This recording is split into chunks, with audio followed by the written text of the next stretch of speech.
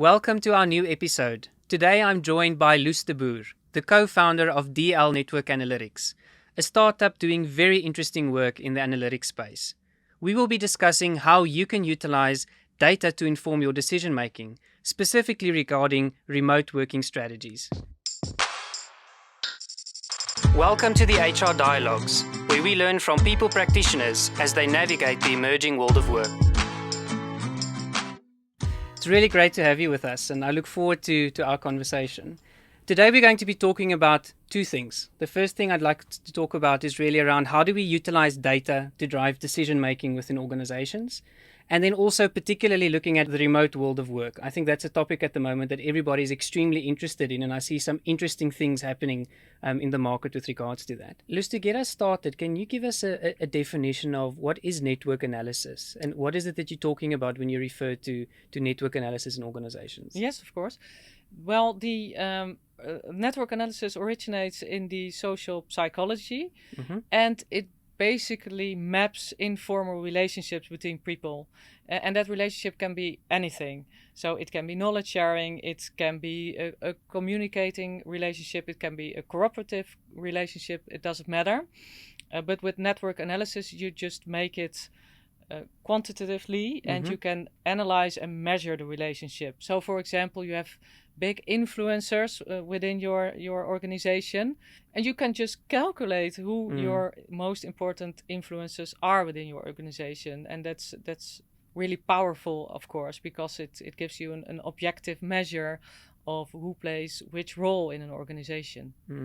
I can imagine also that it plays a very key role, and I'm talking from personal experience in organizations where I always believe, there's the hierarchy we draw on paper, and then there's the real way that the organization works, right? Through relationships and connection. So if I can summarize what I'm hearing you say is network analysis is about understanding the relationships between people within the organization, the flow of those relationships, and using quantitative data to inform how the organization works and connects with each other. Is that an accurate summary? Yeah, that's it. Tell us a little bit around the work that you are doing at DL Network Analytics. Well, let me start by, like many things in life, it all started with a good cup of coffee. Well, not a good cup of coffee, but the conversation was awesome. Just a few years ago, I met my good friend and co-founder Dimitri Silov. And I just was really inspired by Karen Stevenson, a guru in the field of social network analysis. Yes. And I told him about my inspiration and my business plan. And he told, coincidentally, he was also thinking about his own endeavors and venture. So we immediately totally hit it off from that moment, and Wonderful. We haven't stopped creating since. And clearly, we are specialized in organizational network analysis or social network analysis and other quantitative techniques because Perfect. of our actuarial and econometric backgrounds. And right now, we provide organizational-wide team scans to our customers. And I'm really excited to announce that we will launch our very own web application this September. Wonderful. So I'm really, really proud, especially on Dimitri, who did a great job with the web application. So no, that is wonderful. No, definitely look forward to that. And I think such a relevant time from an HR point of view for us to talk about, and it's something that we speak a lot about at AIHR, is how do I utilize data to inform the decisions that I need to make? And I think the last 24 months has just had a huge explosion for organizations trying to say, but how do I make the decisions, especially with people not necessarily being on site? I'd love to get your view on what is the role of data in driving evidence-based decision making? What are you currently seeing with regards to the clients you work with? Well, that's a good question, and I think it relates to our mission very well, because our mission is to make the best organizational decision using the best consultants there are, and those are your own people and data. 100%. So we are strong believers in the combination of the two. So we really, really believe in employee listening and listening to your own employees. And we are strong believers in data, and especially that combination can be very powerful, and that will also be the basis of our web application No, that's Yeah. wonderful. I would love to dive a little bit into the concept of employee listening because I think that's a very fascinating thing that, I think there's traditional ways that organizations have listened to employees, which have often led to things like survey fatigue or people not necessarily interpreting the information in the right way. In your view, what role does employee listening play in informing decision making, and how do we do that as HR professionals listening today? Yeah. I think employee listening can be used for lots of goals and aims. But in our case, we see the voice of the employee also as Mm, the voice for organizational transformation. yes. So especially the combination of, for example, employee engagement or their views on cooperative relations or leadership styles, those can help you recreate your culture and your organization. So that's our Mm. view on employee listening. I really like that. I think there's, talking today with an HR hat on from my perspective, I think there's been a lot of HR professionals that have not necessarily shied away from the use of data, but I don't think it's necessarily the first place a lot of HR professionals go to say, how does that inform the decisions that I need to make? So I think a study that we also conducted in AIHR actually demonstrated that data literacy is one of the competencies that we need most in the HR function of the future. Yet it is one of those that is least represented at the moment with regards to that. And I see it. I think it's changing. I think a lot of people are becoming very, very interested in people analytics. A lot of people are working much closer with other parts of the organization to try and gather these different insights. Mhm. Maybe in your view, how does an organization get started on this journey around data driven decision making? And what are some of the things that you would advise? I'm in HR, I'm listening today. I want to get into this type of field. I'm very interested in it. What advice would you give me?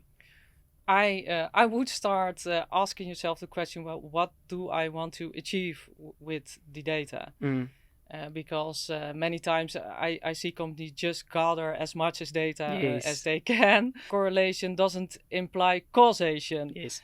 So you can go a long way with data, but the first question is, what do you try? Mm, What are you trying to achieve, and what is then necessary to achieve that goal? mm. And you will not get there with simple correlations or that kind of stuff. So Yeah, I love that. I think I think very often people jump onto, if I may say, the metaphorical bandwagon extremely quickly without taking a step back and saying, but what yes, is the business question that I'm trying to that's answer? it. And based upon that, what are the right places to go and look for data in order to be able to complement that Yeah. from a business decision making point of view?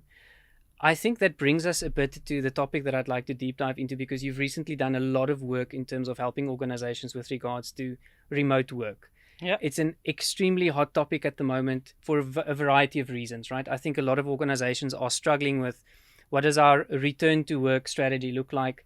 Other organizations are struggling with regards to the fact to say, are we going to go and stay full remote in a post pandemic world? Do we want to bring everybody back? And then on the other side, you find employees saying, but hang on, flexibility is important for me as part of the value proposition. Can you give us a bit of insight in terms of what are you seeing in organizations? And as I understand it, you also have a remote working scan that you apply to help organizations understand how to make the best possible decisions. Can you give us some insight into that? Yes, of course. Well, let me start by even before the corona crisis, there was already a lot of complexity within organizations. Hmm. And I think everyone who works or have been working for a corporate or for a large enterprise, this will not sound, or this will sound very familiar. It's also something that, for example, the Boston Consultancy Group did research about, and they Yes. state that the complexity within companies has risen 35-fold since 1955. Sure. And of course, that raises a lot of complex problems like suboptimal organizational structures, Mm.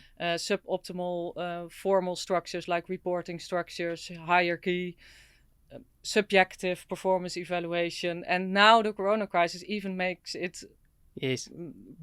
more difficult to know what is happening within an organization, and it only increases the complexity. So, but from the hybrid working perspective, we look at it as a model to solve. We look at it Mm. quantitatively, and we are trying to optimize working relationship and personal preferences, Yes. so that, for example, innovative corporations or brainstorming, well, that just continues instead of stops, because right now, of course, that's a bit difficult to keep that relationships. Yes. I think what I find very interesting at the moment that we are seeing is I think there's a very good conversation that's starting to rear its head around what work has to take place where. And I think Yes. also around not just talking about tool sets, but actually talking about the actual output of the work, right? You mentioned the fact collaborative work, there's some research coming out that points us in both directions, where some people are saying that you have to be together to be collaborative. Other people are saying different styles actually leans itself more towards online collaboration. Yes. And I think it's interesting that we do need to start utilizing data to inform these decisions, because I think a lot of it is based on a world that you've rightfully mentioned that was a lot less complex a couple of years ago. And Yes. in dealing with that complexity, we do need to try and understand and get, can I say, a bit more specific and a bit more insightful about some of these decisions that we make. Looking at the remote work question, something that I often wonder about from an organizational point of view, and a lot of them do it, is we work on almost accepting averages. So we say we think that the employee, and on the other side, I think a lot of that is based on decisions that are made by people that sit in a boardroom that's not representative of the entire employee set that they look at. And I've been in situations where we've been designing employee value propositions, and I said, let's be very honest, you think this is not a good idea, but all of you sitting around the table is not my target audience in terms of who needs to buy this. How can data help us here? Because I think we have to do something different to inform, do we bring our people back? Should we bring our people back? And what are some of the things that you've seen in this space? Well, I find it a bit striking that a lot of organization doesn't even seem to know the distribution of preferences. So how many people want to work in the office on Monday, Tuesday, Wednesday, Thursday, Friday? And they just, well, set such a mandatory policy. And if you know the exact preferences of your employees, you also know, and also the drivers for their behavior, then you can steer their behavior. So I think that's the most important part, or the problem that will rise if you, well, set a mandatory policy.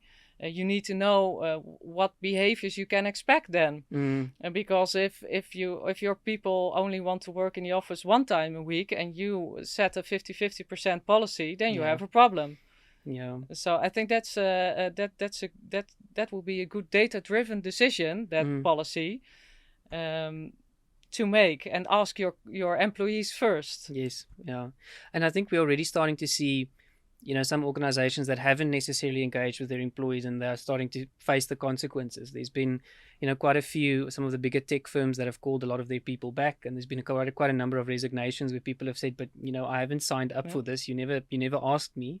Or on the other side, they're doing this in a very unstructured manner. So I say, you have to be in the office 2 days a week, but I don't tell you which 2 days. So eventually what ends up happening is I go into the office and I sit in a small little meeting room, and I'm on whatever platform I use to engage with people that are not in the office on that day either. So I think there's something here that we can do as HR around helping businesses have a different conversation, about this as well. And I've been in some of those boardrooms. It's just bizarre, the perceptions around that table that's not informed by any form or source of data with regards to that. So how do we get started? Let's make it practical. Yeah, where do I start? Well, that's where network analysis comes into play. Sure. Because if you know your working relationships, your cooperative, but also brainstorming and innovative working relations, and you know the preferences of your employees, yes, then you can literally optimize those working relations. So, for example, if you say to me, I want to work in the office on Tuesday and Thursday, and I say I want to work in the office on Monday and Tuesday, yes, and we have a working relation together, then the model will say you have to come to the office on Tuesday to work with Dieter. yes. And that will prevent you from going to the office and you look around you and like, what the heck? Where's everybody? Yes. So you will prevent that kind of situations, because we look at it from three levels: Yes. the organizational level, the team level, and individual level. So on the basis of data, of course, we create individual profiles. Okay. And give each person his own profile, which states which day to work in the office, with whom, to do what. and also some heads up from those people want to talk to you. So please Yes. don't ignore them because they want to work with you. I love that. I love the fact that in your solution there's personalization, because that's a very big theme that we find at the moment, right? I want flexibility with choice, and I want personalization around my needs and, you know, my wants and desires, but obviously within the framework that I'm part of a bigger organizational whole. How do you collect data? How do you, I'm going to play the HR role here to say, take us through right from the get go, from our first step around when you refer to network analysis. What are we talking about? Where do I start? Well, the starting point is again a cup of coffee and a good conversation about the survey, because there's always some customization in here, because we also take into account facility needs, for example, but they are a bit different for every organization. So we first go and have an iterative process about the survey itself. Yes. And if we finalize that, we send out a survey to employees. And don't understand me understand me correctly, but we would love to work with metadata such as email traffic, Outlook data, but that's a bit more sensitive for people in our experience. So right now we just work with survey data. Okay. Then we collect all the data, obviously, and we translate it into insights on organizational, team, and individual level. Okay. So that's how it works. And of course, there is a model behind it. So we collect all the data, and then we use our software. Yes. And the output of that software will be collected in presentation on those 3 levels. No, wonderful. I think what I really enjoy about it is it takes into account preference, which you've mentioned. It takes into account the reality, but then on the other side, I'm assuming that it would also take into account, you know, evolving scenarios and different things over time in terms of how the organization also changes. Because what I'm finding at the moment is, you know, the situation, what it was 6 months ago and what the situation is today is not the same. And I think organizations are starting to learn some of those lessons, some of them more intuitively than others. But I do like the fact that we are having an active conversation, you know, with regards to this particular topic. I was speaking to a CHRO earlier in the week, and she made the point to say they are still busy with the remote working policy. They haven't got it in place yet. And I mean, we are now almost, 2 years into full-on remote working, and people are starting to work from anywhere. You need to take a stance on this as an organization, and you need to be able to at least say, this is the way that we want to do it, and start experimenting with that a little bit more. What advice would you give to leaders, and what has been some of the, I think, more surprising findings that you might have seen out of your specific domain and of some of the models that you've run? The things that I have seen is that there are controversies between employees and the employer. Sometimes an employer says, nobody's in the office anymore, and another employee says something totally different. So one thing I can say is that every organization is different. Yes. And that's also the reason one mandatory policy for every organization, the same policy, that's just not logic. So I think that's the main result that's very interesting. And of course the deviation of preferences, that's also very important.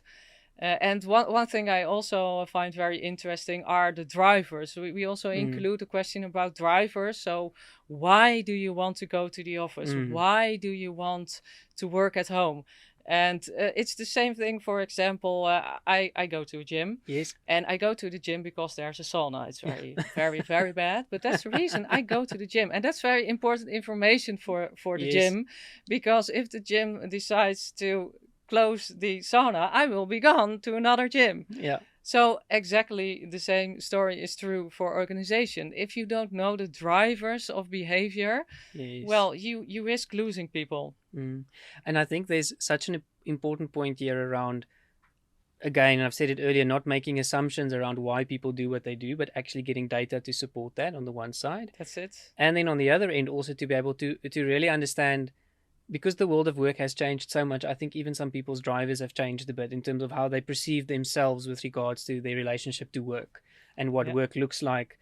I've spoken to some colleagues, and some of them love the remote working model, gives them benefits around, being able to be closer to the family at sometimes.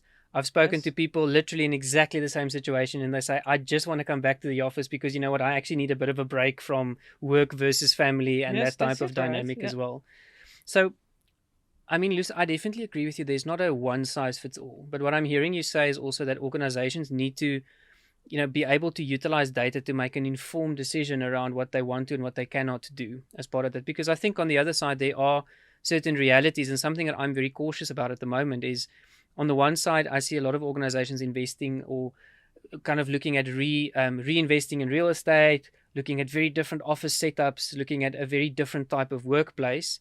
My question sometimes is that really what your employees want on the one side, and on the other side, is that what you want as an organization? Because surely there has to be some middle ground. I don't know if you've seen anything in that domain. Yes, yes, sure.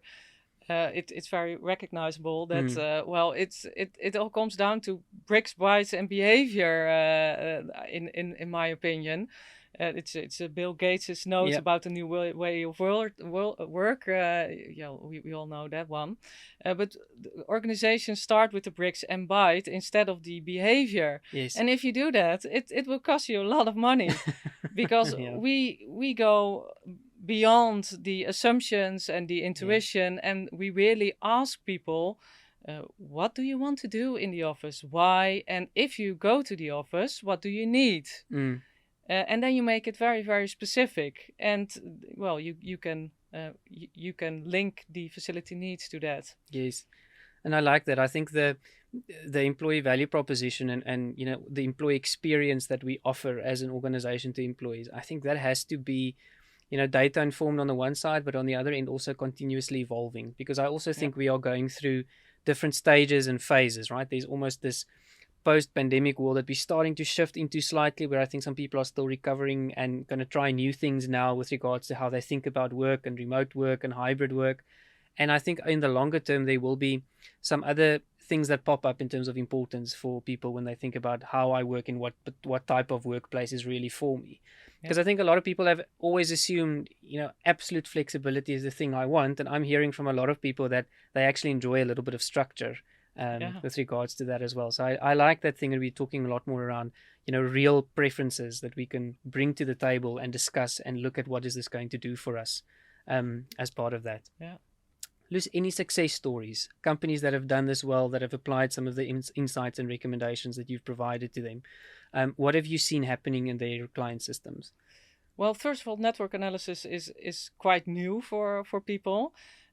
So there were multiple ooh ah moments, like, wow, this is cool, this is Can imagine. very very good to use also for other purposes. So, Yeah, that's a big win. And of course, in terms of cost savings, facility needs, yeah, square meters, and also the fact that you only the fact that you ask people for their opinion, yeah, that's already a big win. yes, People feel involved, they feel that they are listened to. mm, So that are, well, big wins, mm, both from an employee listening perspective as from a, well, maybe a harder yes. value perspective. Yeah. So, what advice would you give to leaders in the world of work currently that's faced with these decisions? Yeah. What would you tell them to do? I tend to look at it from an employer and from an employee perspective. And from the employer, I expect that they listen to their employees, of course. So I don't believe in a policy, let's go back to the office all again. Mm-hmm. I don't believe in that kind of policies because, well, I think it's pretty obvious that there are main advantages in hybrid working.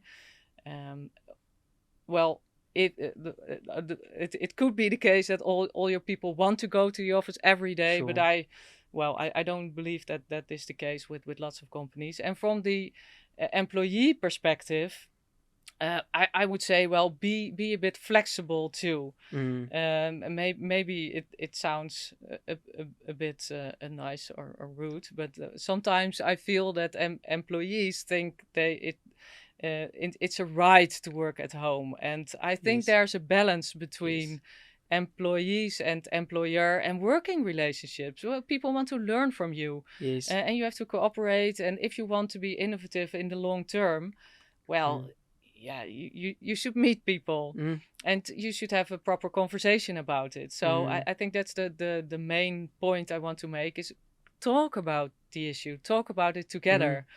And from a leadership perspective, yeah, please don't force any policy on people, because that will hurt you in the long term. Yes, it's interesting at the moment. There's a lot of good research that's coming out that actually says, especially younger employees kind of entering into the market as well, that there is this need for connection. There is this need. I want to, and somebody expressed it to me the other day to say, I want to learn how to work. I've never worked before, and I need people to learn from. It doesn't help, I sit in, whether I'm still in student housing or whatever the case might be, and I just sit in front of a laptop screen. I'm not learning. It just feels like it's an extension of, whatever tertiary education I've got.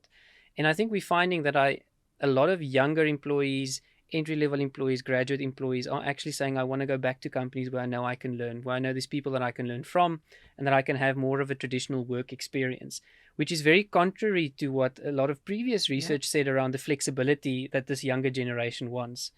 And I think it's amazing for me to see how that argument is changing. And you mentioned something that I think is crucially important. We should never forget that it's a two-way relationship between an employee and an employer.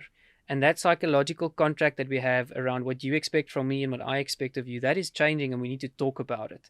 Because I think ultimately there lies a lot of untapped value, but also if we don't talk about it, I think you're going to always end up disappointed.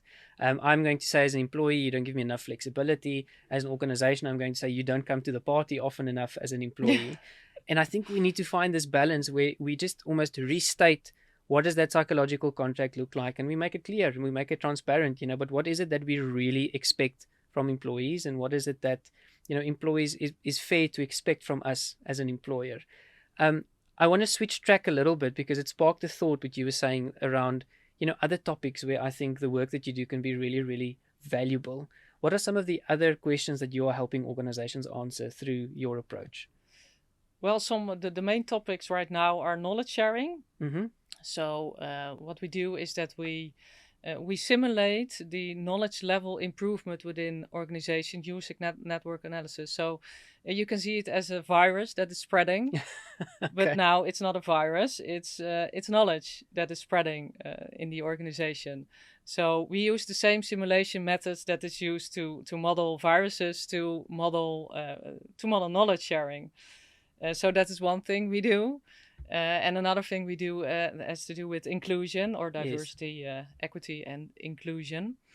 And for example, we can look at the way people communicate with each other.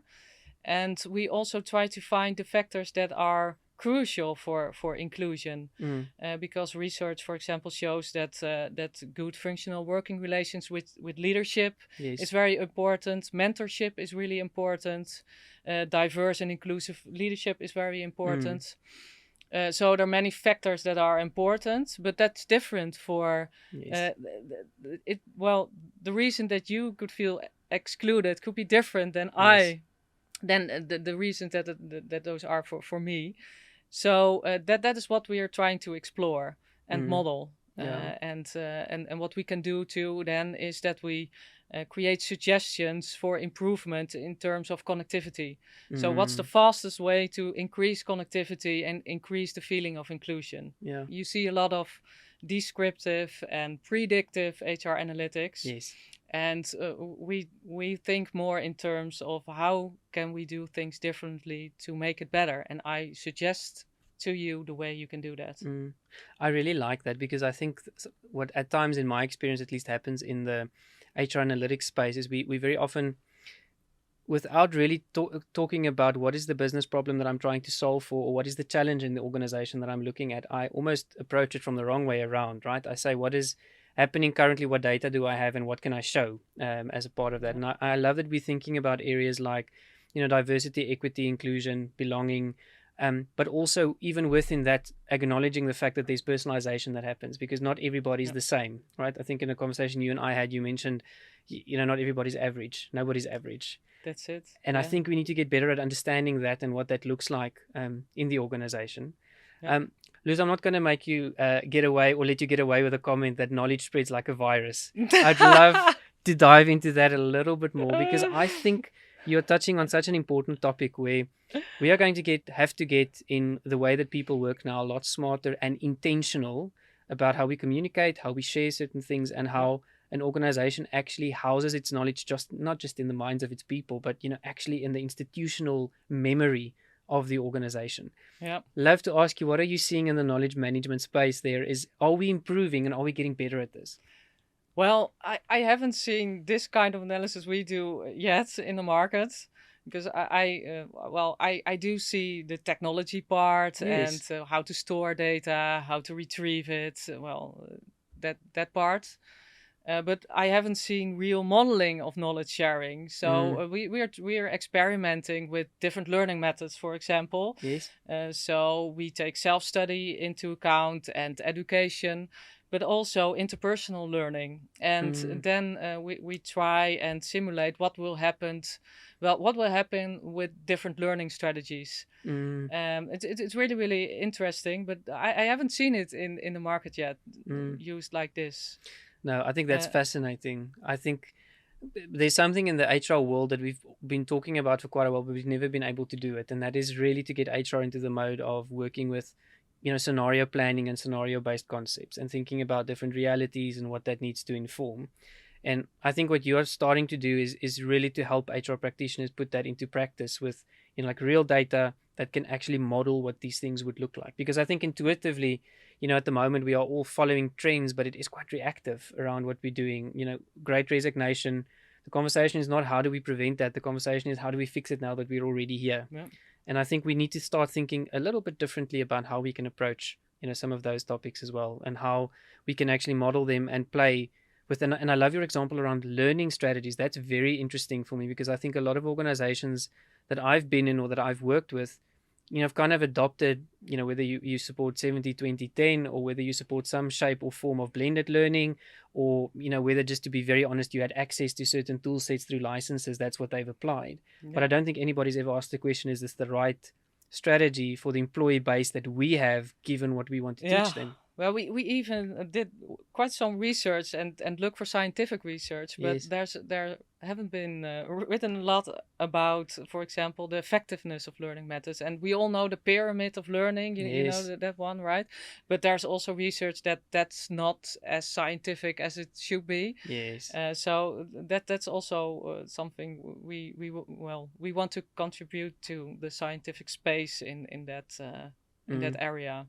And I think it's important work because I think there's also, from an HR point of view, we talk a lot about learning organizations and we talk about this need and hunger that we want to create in organizations around curiosity. Because I think Yeah. for me, if an organization and, well, a human being, if you're not curious about the world around you, I think you become irrelevant over a period of time. And I think it's really important that we start understanding in the organization a lot better around how are we going to stimulate that curiosity. My previous job, I used to tell my people, go and make people curious and want to know, as opposed to just pushing learning and pushing knowledge to them. Yeah.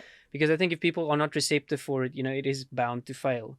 But to do that, we need to understand a lot more around why people learn, how they consume information, and I think we're moving towards that.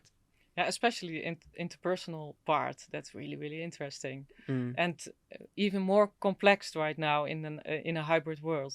Yes, So definitely. and that makes data even more important because you cannot see it anymore. You cannot see those groups sitting together and sharing knowledge. Well, it's all invisible. Yes. So I, I think there will be data and data usage a lot more in the future. So how do I prepare myself as HR?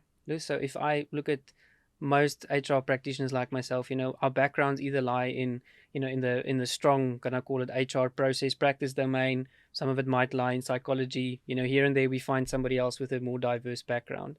But how do I get started on this data-driven journey that I need to be on? What type of skills do I need to think about?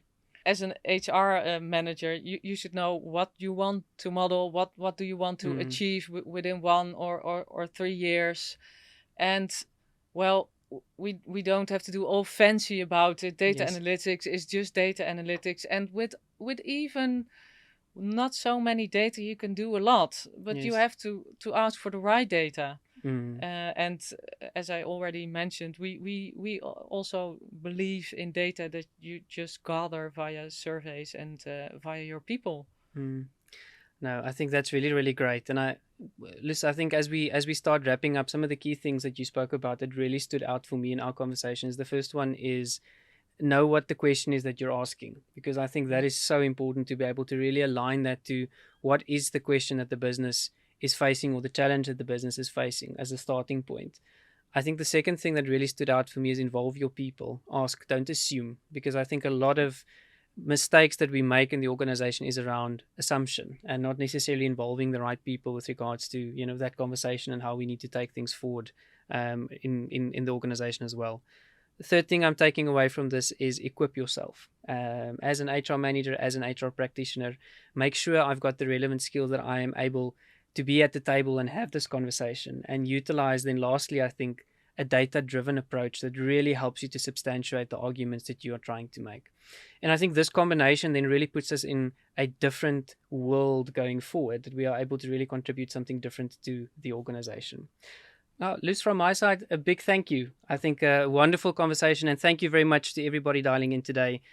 Great insights for us as HR practitioners to chew on, and how do we make this practical when we go back to our workplaces. We'll chat again soon.